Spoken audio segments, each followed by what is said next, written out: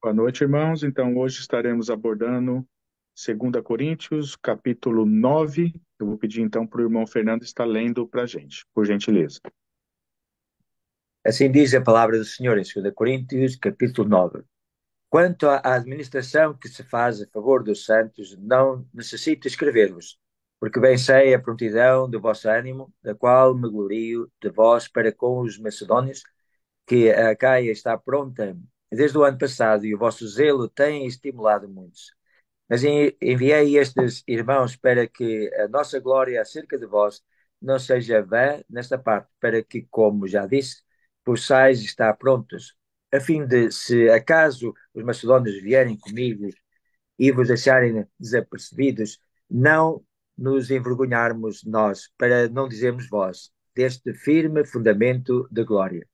Portanto, tipo, por coisas necessárias, exortar estes irmãos para que o primeiro fossem ter convosco e preparassem de antemão a vossa bênção, já antes anunciada para que esteja pronta como bênção e não com avareza. E digo isto, que o que semeia pouco, pouco também se fará, e o que semeia em abundância se fará. E cada um contribua segundo propôs no seu coração, não com tristeza ou por necessidade, porque Deus ama ao que dá com alegria.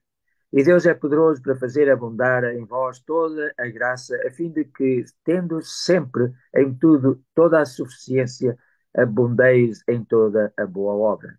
Conforme está escrito, espalhou, deu aos pobres, e a sua justiça permanece para sempre. Ora, aquele que dá a semente ou que semeia, também vos dê pão para comer, e multiplica a vossa sementeira e aumenta os frutos da vossa justiça, para que em tudo enriqueçais para toda a beneficência, a qual faz que por nós se deem graças a Deus. Porque a administração deste serviço não só supera a necessidade dos santos, mas também é abundante em muitas graças que se dão a Deus. Visto como na prova desta administração glorificam a Deus pela submissão que confessais quanto ao Evangelho de Cristo e pela liberdade de vossos dons para com eles e para com todos. E pela sua oração por vós, tendo de vós saudades por causa da excelente graça de Deus que vós, que em vós há. Graças a Deus, pois, pelo seu dom inefável. Amém. Amém, meus queridos. Então, aqui é um capítulo curto, como a maioria dos capítulos de 2 Coríntios, mas um capítulo bem interessante para os nossos dias.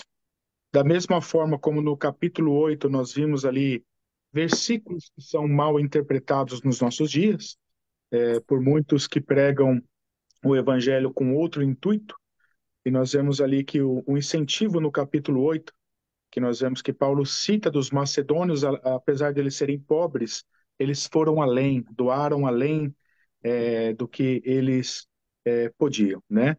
E ali muitos usam aquele texto de uma forma errada.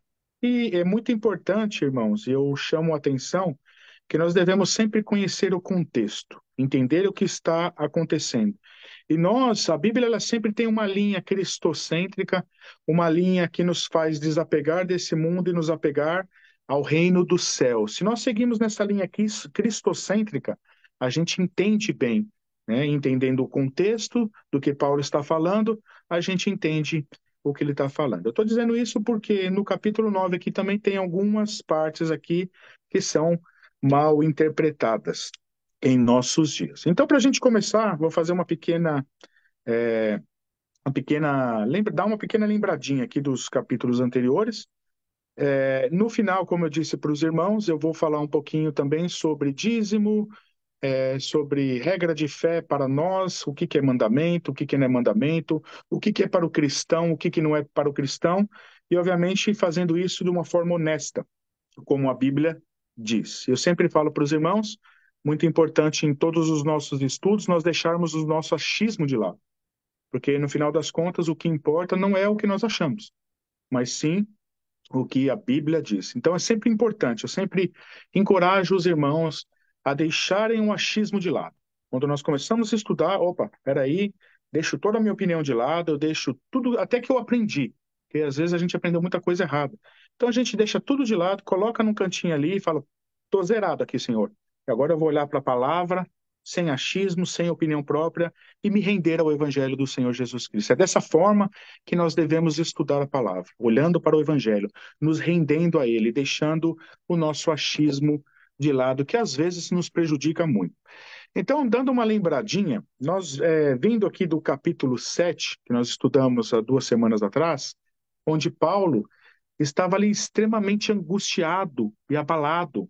Isso porque estavam acontecendo várias coisas na igreja de Corinto. Havia ali um malfeitor que estava tentando colocar a igreja contra Paulo. Havia ali também falsos apóstolos que estavam ali desvirtuando os ensinos do apóstolo Paulo. E Paulo foi visitá-los. Nós vemos que Paulo foi visitá-los. É, e ele chama essa visita da visita triste. Foi uma visita muito triste, onde nós vimos no capítulo 2, onde ele disse que ele não gostaria mais de visitá-los em tristeza. A visita do apóstolo Paulo aos Coríntios foi uma visita muito ruim. Eles ali, no caso, foram hostis ao apóstolo Paulo. Eles ali não tiveram consideração nenhuma pelo apóstolo Paulo e ainda estavam questionando se ele era um verdadeiro apóstolo, se ele era um apóstolo genuíno do nosso Senhor Jesus Cristo. Então, Paulo, não querendo mais visitá-los novamente ali em tristeza, ele escreveu o que ele mesmo descreve, a carta severa. Então, ele escreveu a carta severa. Irmãos, aqui é um fato bem interessante, porque eu já acho as cartas de Paulo severas, mas ele escreveu uma carta severa, ou seja, uma carta ainda mais severa do que 1 Coríntios, 2 Coríntios e as outras cartas.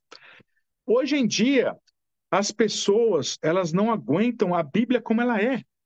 Imagine, então, uma carta ainda mais severa que o apóstolo Paulo escreveu. E eu acredito que essa carta ela não está no cânon, não é à toa, não. Eu acredito que Deus não permitiu que essa carta fizesse parte do cânon.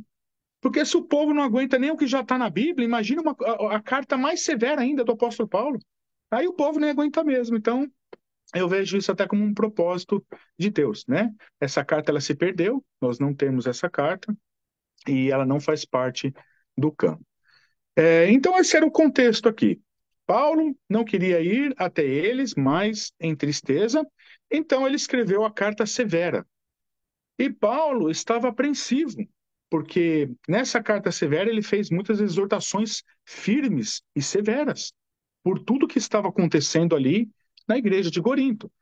E até o capítulo 7, ele não sabia qual que foi o resultado da carta, por isso que ele estava muito apreensivo. Então, até o capítulo 7, onde ele encontra com Tito, e Tito finalmente ele informa que a igreja havia se arrependido e que eles ainda amavam o apóstolo Paulo. Eles ainda tinham zelo pelo apóstolo Paulo. E interessante até o que Tito fala, ele disse que houve ali até um chororô, que eles se arrependeram em lágrimas, em prantos, por toda a injustiça ali que eles estavam sendo influenciados a irem contra o apóstolo Paulo. E a igreja se voltou ali aos ensinos apostólicos, de forma que Paulo terminou o capítulo 7 dizendo que ele ainda podia confiar plenamente nos Coríntios. Então foi ali uma situação muito aliviadora para o apóstolo Paulo. E Paulo, feliz demais, ali aliviado, tratou de continuar ensinando eles sobre os propósitos de Deus. O problema da divisão ali já estava tomando um outro rumo, mas o que eles tinham proposto um ano atrás, e nós vemos aqui, já começando no texto, é, eles não estavam mais fazendo. Esse foi o assunto do capítulo 8. Paulo incentivando eles a fazerem o que eles tinham já proposto em seus corações, em ofertar para ajudar os irmãos que estavam necessitados em Jerusalém. No capítulo 8, no caso, Paulo, da generosidade ali, ele fala muito da generosidade dos macedônios, que Macedônia, ali no caso, que é o norte da Grécia, como eu já expliquei, Paulo tinha fundado 3 igrejas no norte ali da Grécia, na Macedônia, que foi a igreja de Filipos, a igreja dos Bereanos e a igreja na Tessalônica. E Paulo fala que os da Macedônia, as igrejas da Macedônia, eles foram além. Apesar de eles serem pobres, eles foram muito generosos. E Paulo fala no capítulo 8 da generosidade de ofertar, de ajudar um irmão necessitado. E no capítulo 9, ele fala da gratidão de ofertar, porque Deus ama quem dá com alegria. Então, Paulo começou o versículo 1, vemos que o capítulo começa com uma nota positiva de segurança. Paulo estava seguro do zelo que os coríntios demonstraram com relação à oferta, ajudarem ali, no caso, os irmãos necessitados em Jerusalém. E Paulo até se gloriava da atitude que eles tiveram um ano atrás, que eles mostraram muita disposição em ajudar por essa causa. E vemos no versículo 2 que isso era motivo de comentários na Macedônia. Paulo falava nas igrejas do norte da Grécia que os da Acaia, do sul da Grécia, no caso é Corinto, ele está falando de Corinto aqui, do sul da Grécia, Acaia, eles estavam preparados para assistência aos santos necessitados em Jerusalém. E no versículo 3 ao versículo 5, eles também explicam a razão para enviar os irmãos a Corinto, para que tudo estivesse ali preparado e completo, para quando eles chegassem ali e coletassem ali as ofertas, Paulo esperava então que eles ofertassem, que eles continuassem com o propósito que eles tiveram, com essa disposição que eles tiveram um ano atrás. E que eles estivessem ainda disponíveis para fazer essa obra específica. Vamos contextualizar aqui o que está acontecendo do versículo 3 ao versículo 5. A situação era bem essa. Paulo dizendo assim, Coríntios, é o seguinte, eu falei para todo mundo lá no norte que vocês estavam dispostos a ajudar. Agora, imagina eu enviar os irmãos para irem até vocês antes de eu ir, e eles achando que vocês estavam dispostos a ajudar, e chegarem lá e vocês não estiverem, né? Isso seria motivo, como diz aqui, de vergonha para vocês, porque vocês já tinham sido dispostos a ajudarem. E Paulo esperava que eles continuassem no mesmo zelo. No versículo 6, é um versículo bem mal interpretado em nossos dias. Ele é muito usado em muitas igrejas para dizer, olha aí, você vai semear pouquinho, então você não vai prosperar. Ele é usado bem dessa forma, né? Aquele que semeia pouquinho não prospera. Eles usam esse versículo nesse sentido. E aí a gente conhece esse sistema de barganha que foi implementado em muitas igrejas. Quanto mais você der, mais você vai receber. É isso que é pregado e eles se baseiam muito nesse versículo aqui. E eles acham que Deus é bobo, que Deus procura seguidores interesseiros. Deus, na verdade, procura os que o adoram em espírito e em verdade, os que o seguem porque o amam e não pelo que ele pode dar. E aqui, Paulo usa uma parábola agrícola, do saltério, muito usado na época, que o fazendeiro que semeia muitas sementes, colhe bastante. Em outras palavras, se você semeia bastante, a obra será maior e mais pessoas serão ajudadas. Paulo não está dizendo aqui num sentido de prosperidade terrena. E não faz sentido, meus queridos, nós irmos por essa linha. Porque se nós formos por essa linha, a Bíblia estaria se contradizendo. Porque a Bíblia sempre aponta para as coisas celestiais, de forma que nós devemos nos desligar e não termos os nossos corações nas coisas terrenas. Mas nós devemos focar nas coisas celestiais. A coleta é no reino. E Deus se agrada. E as bênçãos são espirituais. Irmãos, é muito simples. Paulo era o que mais doava, ele era o que mais se doava em prol da obra de Deus. Ele era o que mais trabalhava e o que menos queria ser servido na igreja. E ele era uma pessoa financeiramente próspera? Não era, irmãos. Não era. Vamos um pouquinho mais para frente, no versículo 8, aqui, você olha em que você superabunda aqui. Na obra, e ela é lembrada para sempre. O texto aqui, ele é muito fácil de se entender.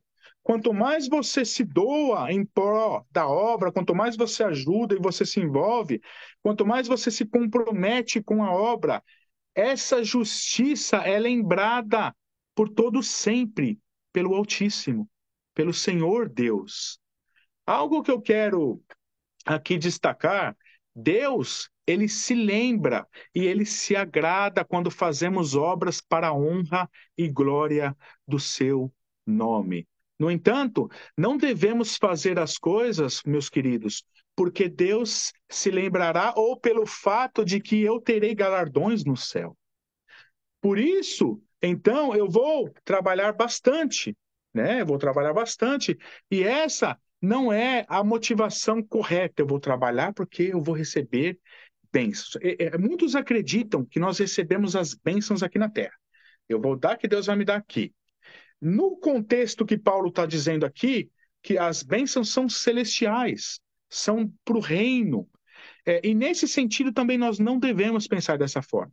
Porque vamos imaginar, eu vou trabalhar bastante para Deus, porque Deus vai me dar mais galardões no céu. A gente vai na mesma linha da barganha terrestre que acontece nos nossos dias. E não é essa forma que nós devemos fazer, meus queridos. Eu vou fazer porque no céu eu vou ter algo melhor lá no céu. Não é dessa forma. Se nós fazermos assim, nós estamos com a motivação errada, né? Estamos mostrando que nós somos interesseiros, e a verdade, a nossa motivação deve ser que nós devemos querer glorificar o santo nome do Senhor.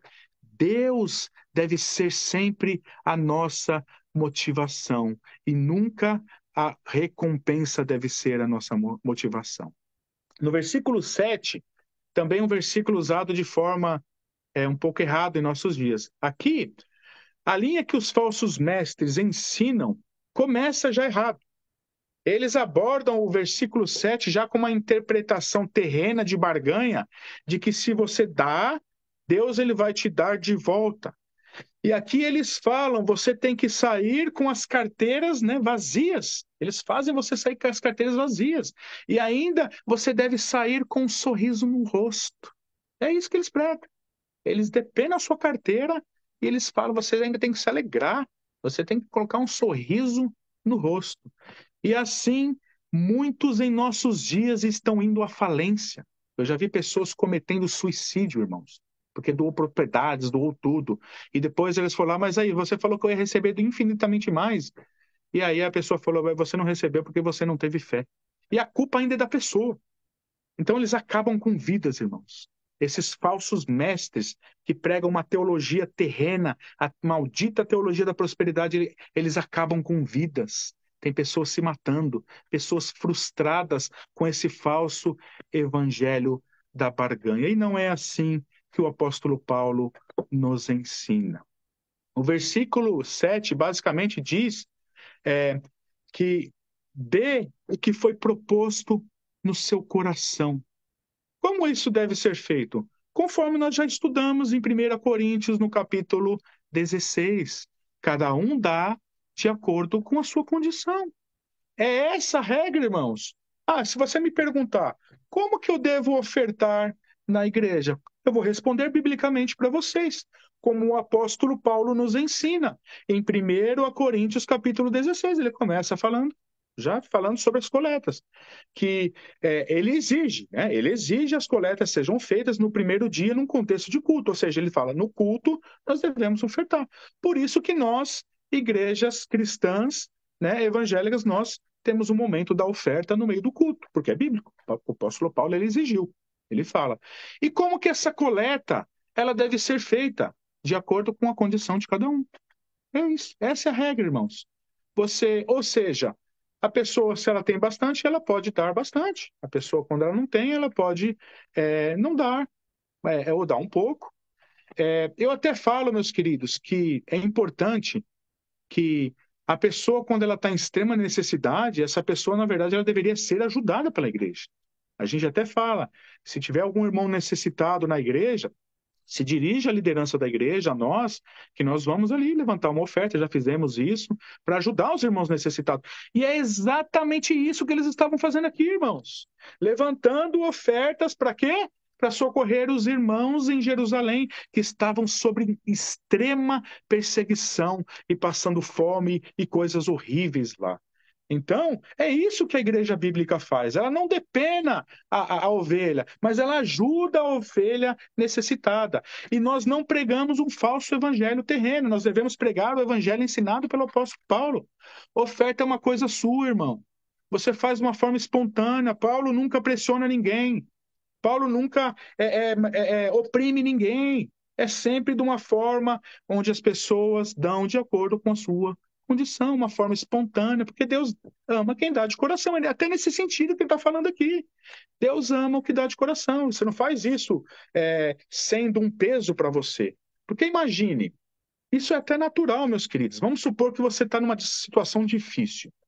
E você vai numa igreja e fica, você tem que dar, você tem que dar, você tem que dar o dízimo, e além do dízimo, você tem que ofertar, porque eles falam que o dízimo é obrigação, e a oferta é onde você é abençoado. E aí as pessoas, ai meu Deus, fica se torturando, dá o que não tem, aí a família começa a passar necessidade. Irmãos, isso não faz sentido nenhum.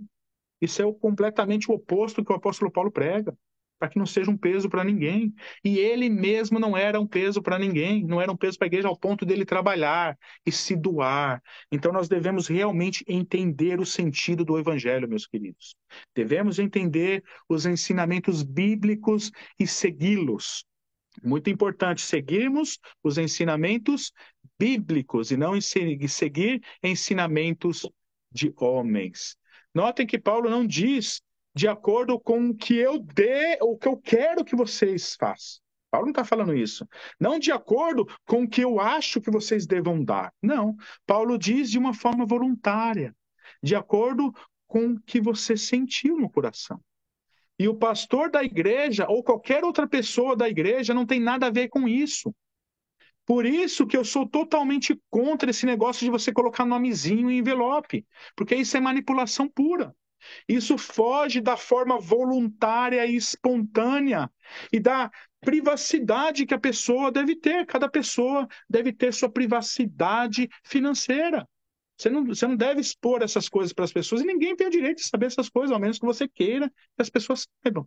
Então a forma bíblica ela é espontânea, irmãos.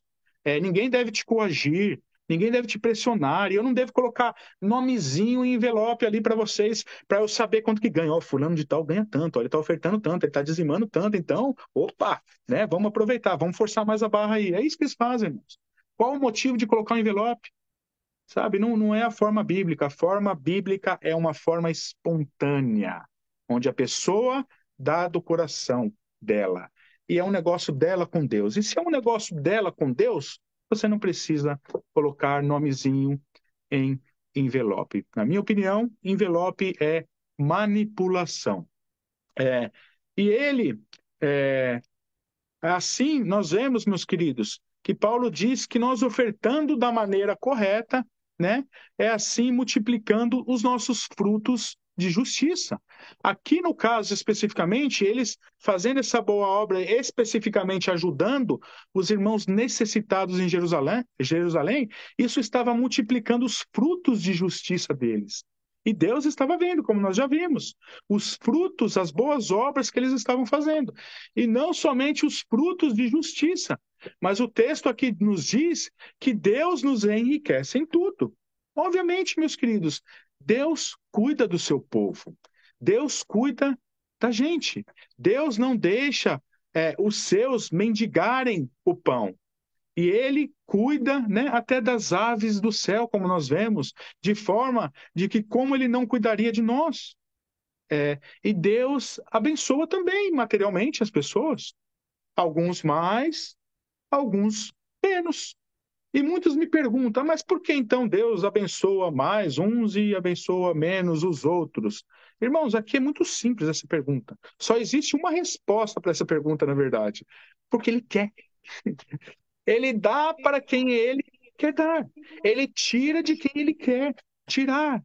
Mas uma coisa é certa, meus queridos, e seguindo uma linha teocêntrica, uma linha bíblica, Deus faz tudo de acordo com o beneplácito da sua vontade. Deus tem o melhor, meus queridos, para nós. Eu acredito que se Deus dá mais prosperidade para um, é porque ele sabe que aquela pessoa não vai fugir dele por causa da prosperidade. E se Deus não dá para alguns, é porque é melhor assim, irmãos. Eu acredito dessa forma. Deus faz tudo para o nosso bem, né? Tudo coopera. Deus age dessa forma.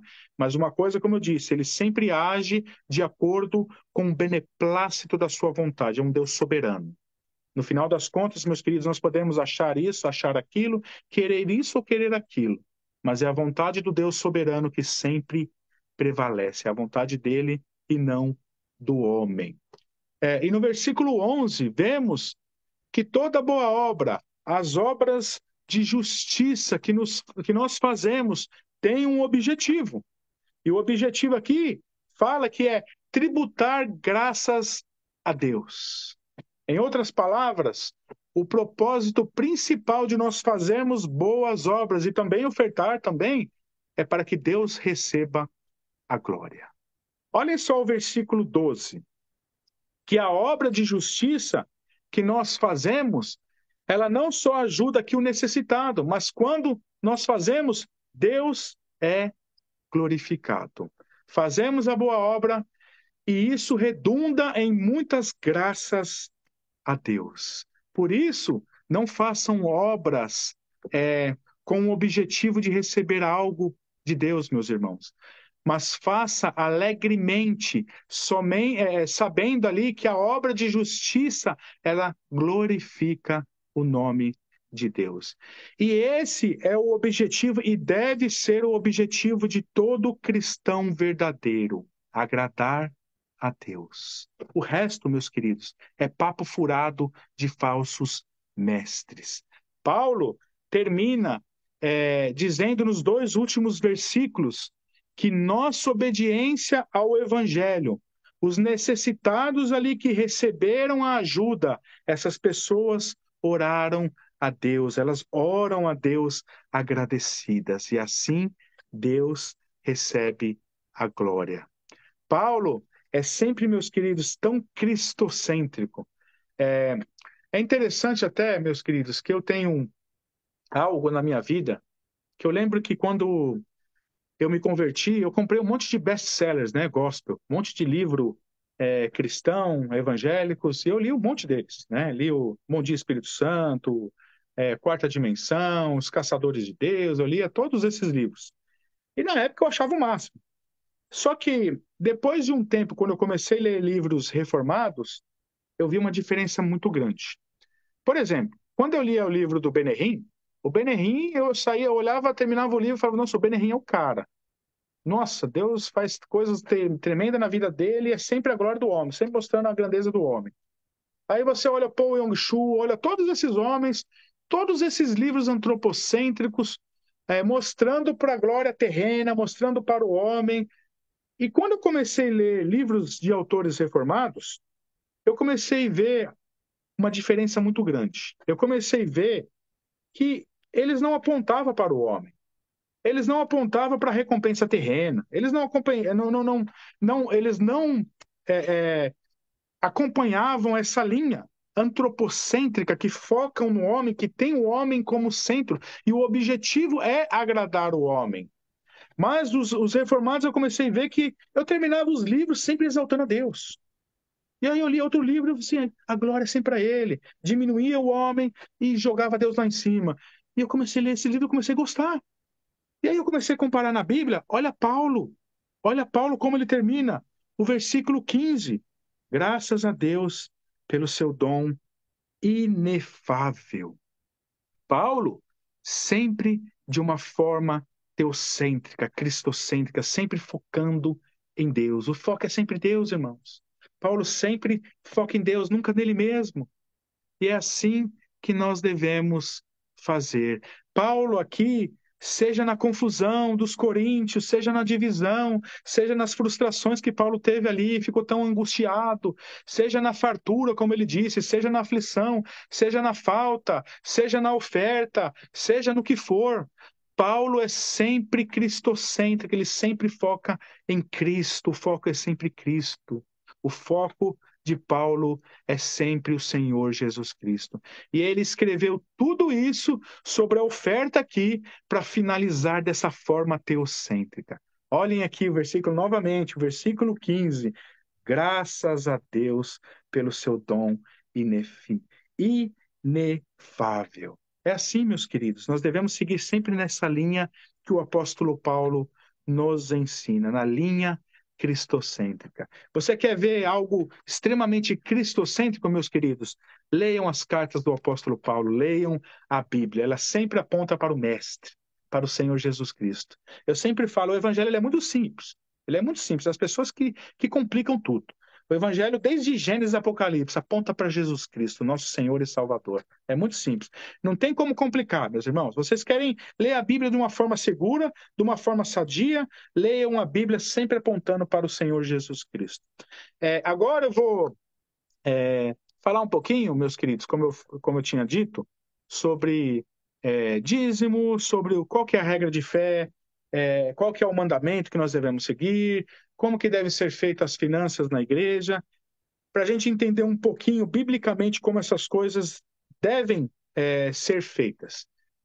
Indo para o assunto do dízimo, nós vemos que a grande maioria massiva das igrejas evangélicas, elas cobram dízimo.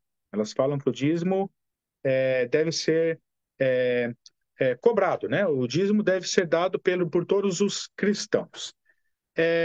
Eles usam muito textos do Velho Testamento, como ali Malaquias 3:8, 3:10, falam muito do devorador, que se você não dá, o devorador vai comer todas as suas finanças e todo esse contexto. Vamos entender o contexto de Malaquias. Quem eram os corruptos que estavam roubando a Deus ali?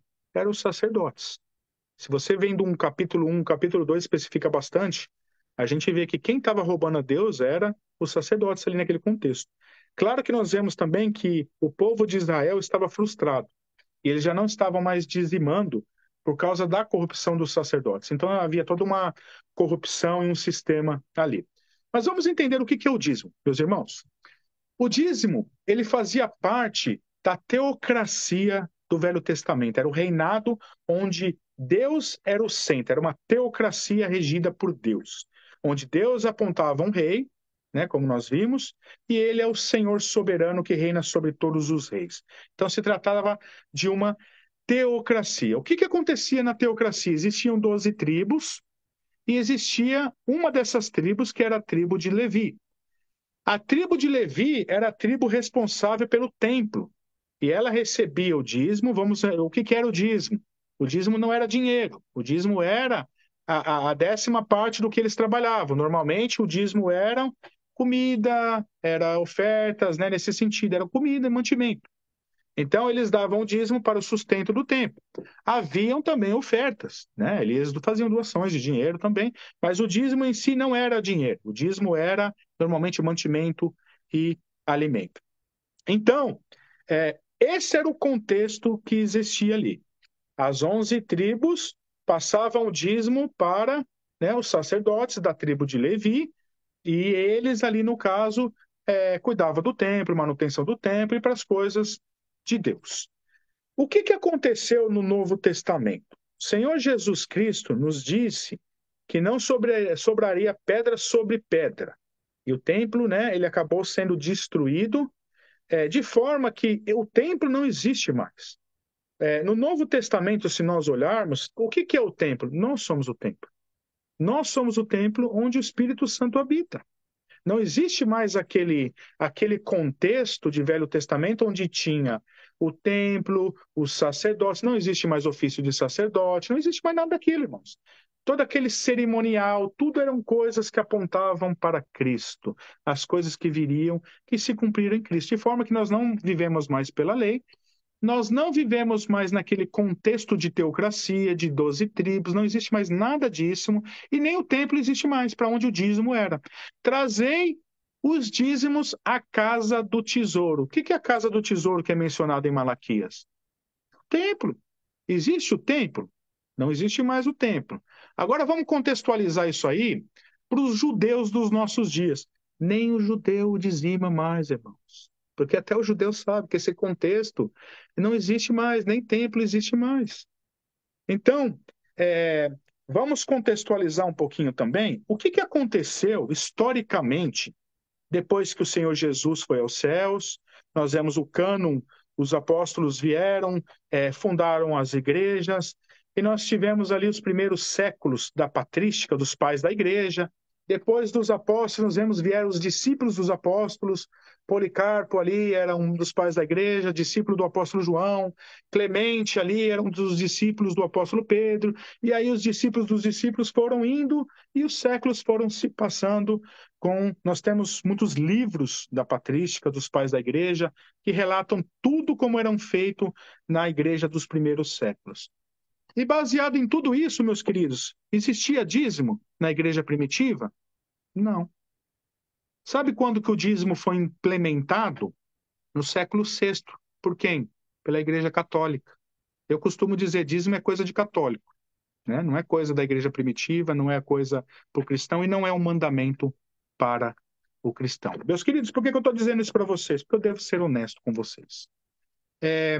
Hoje em dia, nós olhamos muitas igrejas reformadas que não adotam o dízimo. Na verdade, muitas não, poucas. Vou ser sincero nisso também, poucas. As igrejas reformadas, eu vou dar um exemplo de pessoas que eu gosto, o próprio Augusto Nicodemos, na presbiteriana, eles pedem o dízimo.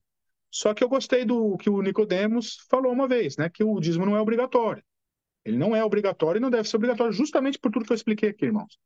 Essa é uma interpretação sincera que eu vou passar para vocês, eu não posso mentir. Eu vou passar o que eu entendo de uma forma honesta para vocês. Tem igrejas que falam, dê o dízimo porque eles acham que é um valor estipulado bom, né? Eu também não gosto disso, porque isso é manipulação.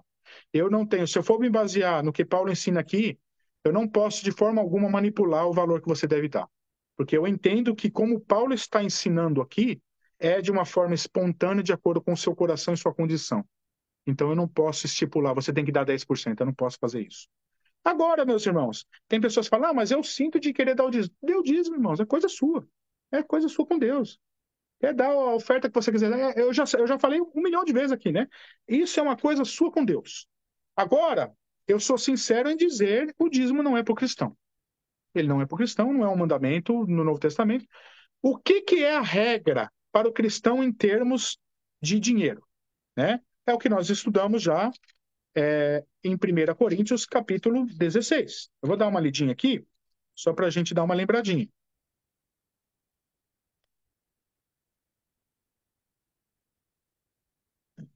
Primeiro e segundo versículo aqui ele já começa falando, né? O quanto à coleta para os santos, fazei vós também, como ordenei às igrejas da Galécia, como ordenei. Né? Ele ordena que as coletas sejam feitas. No primeiro dia da semana, cada um de vós ponha de parte conforme a sua prosperidade. E contextualizando o capítulo 8 e 9 que nós estamos estudando agora, de acordo com o seu coração, de acordo com a sua condição, essa é a regra que nós temos do Novo Testamento para o cristão. Então, se você me perguntar, eu tenho vontade de ajudar na obra de Deus, como que eu devo fazer então? Eu vou te falar assim, não é o Fábio que está dizendo não, o apóstolo Paulo está dizendo aqui, as coletas devem ser feitas no primeiro dia, que é o culto, domingo. No culto, ela deve ser feita exatamente o que nós fazemos, de uma forma espontânea, sem forçação de barra. Eu entendo que isso é da forma como nós temos tentado fazer. Colocar um envelopinho ali, não precisa colocar nome, ninguém sabe o que você dá, o que você não dá. Para mim, é a forma como eu entendo biblicamente. A instrução, meus queridos, neotestamentária para o cristão é essa. Você é livre para você ofertar, sem ter um jugo nas suas costas, fazendo isso de uma forma espontânea e fazendo de acordo com a sua condição e fazendo com coração. essa é a instrução de como nós devemos fazer acerca do dinheiro, né? E tirando isso, no Novo Testamento não tem nenhuma outra instrução para o cristão fazer diferente. Então, eu gosto de seguir o que a Bíblia diz. Então, nós seguimos dessa forma. Mas como eu disse, irmãos, é uma coisa pessoal de cada um. Cada um vai ofertar de acordo com o que propôs no seu coração, com alegria. Tem uns que querem dar mais, tem uns que não querem dar menos. Os que estão necessitados, eu sempre falo, procurem a liderança da igreja para que eles possam ser ajudados, porque o papel da igreja é ajudar, ajudar os necessitados, ajudar as viúvas, ajudar os órfãos. Esse é papel de igreja, né? Não é explorar as pessoas, não, é ajudar os que estão necessitados, tá? Então, meus queridos, de uma forma, eu acho que sincera, eu tentei expor aqui um pouco. Claro que a gente pode falar um monte de coisas aqui, pode explorar mais os textos do Velho Testamento, podemos fazer isso, mas aqui foi de uma forma mais simplificada, que eu tentei passar para os irmãos de uma forma honesta, tá? De qualquer forma, a gente vai finalizar agora. Se os irmãos tiverem alguma dúvida, quiserem perguntar alguma coisa, a gente sempre tem esse momento depois do estudo, onde a gente pode conversar, né? E se sintam também bem à vontade.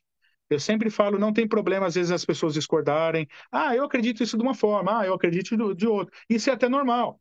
Agora, se for de uma forma respeitosa, isso é saudável. Eu sempre falo, o que nós não podemos é discordar de doutrinas cruciais da Bíblia. Eu sempre até dou um exemplo bem simples, né?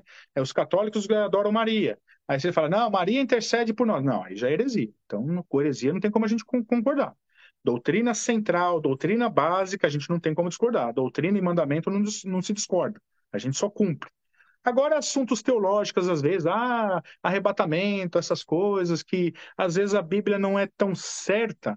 Essas coisas é óbvio que as pessoas vão ter uma opinião diferente umas das outras, e isso não tem nada de errado. Então, se sintam à vontade, tá? Depois para vocês perguntarem, e é sempre bom esse momento, né, para a gente tirar as dúvidas. Amém? Vou pedir então para a Valquíria terminar então a gravação. Pedir então para o irmão Álvaro fazer uma oração para a gente, para finalizar. Pode ser, irmão Álvaro? Por gentileza?